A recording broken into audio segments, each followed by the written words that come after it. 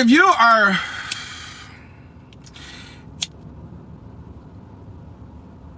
yeah, and see, that's another thing too. Like, you can't get caught up in like little shit, bro. Like, stick to the point. Like, you can't, like, it's the same thing. If you don't want somebody pushing their beliefs off onto you, like, we have this thing that we do, right? Where when we decide to do away with things, we want everybody else to do away with them too. So now that I don't believe in God and I'm not a part of the church anymore, I don't want you trying to you know, push God onto me because I don't believe in that. But that's a two-way street. If they still believe, you have to allow them to believe. Your course of action can't be to get them away from their faith, because that's like talking to a brick wall. Nobody can stop you from believing in the things you want to believe in. The only thing they can do is make you defensive. And trying to get somebody not to believe, yeah, that's who I'm talking about, Kima. The lady just kept making it about her feelings, and it's like, bruh, we gotta get away from that. Like, we can't be, like, you can't. Normally with me, if I'm having an intelligent discussion and somebody tells me you need to like stop thinking with your emotions, or you need to put your emotions to the side, I'm never gonna do that. Don't tell me to put my emotions to the side, because now you're trying to manipulate me. Because if you're telling somebody to repress their feelings and emotions, which is literally like a response that we're having to things, then a scam is afoot. Don't tell me to put away my emotions. Don't tell me to ignore my feelings. That's a crazy thing to say to somebody. But if we are having a conversation and you're responding emotionally to something that has nothing to do with the overall big picture, that's when you need to put away your emotions. Like, you cannot be emotional about language when it comes to, like, we're talking about these people and how they're parasites to the community, and you talking about them saying amen. These two things are not even parallel. We gotta not have that conversation. Like, some things you do need to learn how to ignore. And when you start getting into that, it's not necessarily emotion as much as you want to be controlling of the situation. You want to be controlling of the language because you want to be in a dominant position, which is an announcement that you feel like you're in a submissive position. If you have to exert dominance, that means that you feel submissive, right? So my thing is this, is like, the black church doesn't exist without the black people. And particularly the black woman, because black women, like, they hold it down for institutions and traditions. Black men normally, like, do away with anything that doesn't center them or serve them. So, like, just being a participant in church ain't good enough for most men in general, unless they the head of the church, right? So, like, but black women have a value of our community. They have, like, actual value for our community and our traditions, right? So I'm not against that at all. I actually respect that a lot. Because that's, like, really the glue to our relationship, is keeping recipes, keeping traditions. The thing is that, like, there's no Abrahamic religion. There's no Abrahamic religion that serves women in general, black, white, whatever. It's all centered to, like, serve men. And this is why you got a lot of people, kind of getting into, like, Islam now. And my friend brought up this point earlier when we was talking, that, like, in Islam, it pretty much tells you that you have direct control over a woman's body. Like, you get to have a say-so in a woman's body, and a lot of that appeals to men, for real. So I think that if we having a discussion about the black church, the second black women decide that this tradition isn't suitable for our community anymore, then that shit is over with. Because if you look at it, without honestly too, the contributions of gay men to the church, gay black men to our churches as well, you know, that's another conversation too. the contributions and the preservation of the black church is mostly gay men and black women.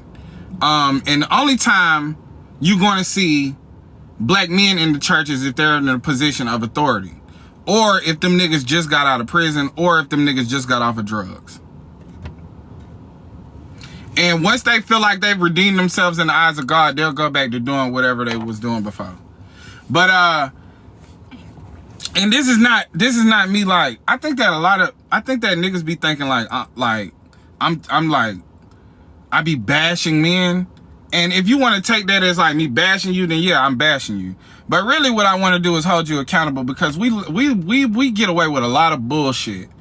And I can't, in conscience, like, knowing myself as somebody that's constantly on a, like, I want to grow and I want to be better, and that black men specifically, need to adapt to reality, not to the world. Because what we trying to do is adapt to the world. We're trying to become capitalists. We trying to play the money game. No, we need to adapt to the reality of this world and how we're viewed in this world, so that we can move accordingly. Because a lot of us are seeking power in a world that is determined for us to have none.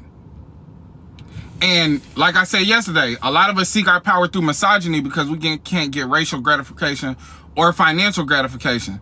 So you want power, but you seek your power through misogyny. So you meet a woman with money, and now you out here telling people you got money. You meet a woman with a car, and now you showing it off as her car. These are issues in our community that we really have to address, because if our men don't get better, then our community continually gets worse. And the reason why our men don't get better is because we subscribe to these ideas of patriarchy and misogyny, and it tears down the woman who is actually the glue of our community, who's actually going out here, becoming more educated, creating a new identity for themselves, making money out here, really leadership and entrepreneur, leaderships and education, have been raising our community on their own for a good grip now. Like, bro, we gotta get with the fucking program, bro.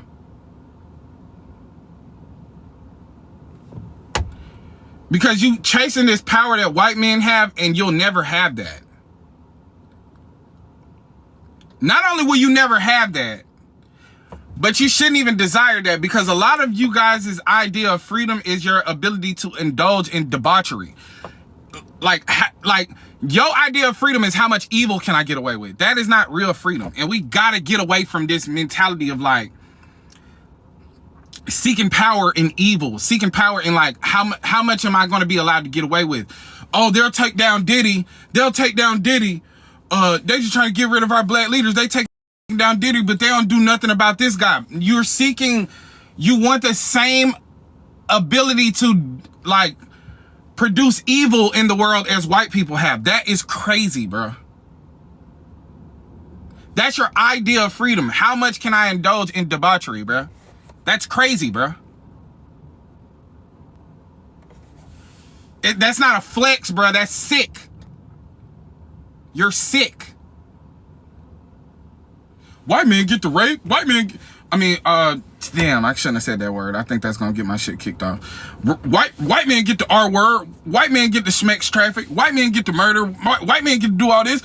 But it's a problem when we do it. It's a problem when anybody does it. So like, stop looking at that as like the arbiter of your freedom and the arbiter of like masculinity. It's not. But the thing is like, as long as we keep subscribing to these ideas, and as long as you keep going on Instagram Reels and like absorbing capitalistic propaganda, bro, we're not gonna get nowhere, bro. Like, you have to understand that like the things that you're seeking are not natural to you. That's why it doesn't work for you. I have a son, right? My son is a terrible liar. He can't even lie, like in his body, he can't lie. He has terrible body language when it comes to being deceptive. He has a terrible way of like expressing deception. He cannot lie. And so I tell him all the time, the reason why lying never works out for you is because like you lack like an internal ability to lie.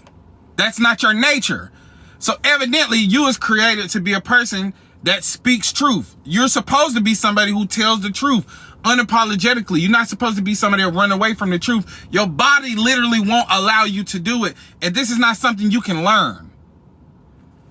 So if your circumstances are not beneficial to you, when you try to be a criminal, it's not beneficial to you. But when you pursue education, you do have obstacles, but ultimately you benefit. Ultimately you end up being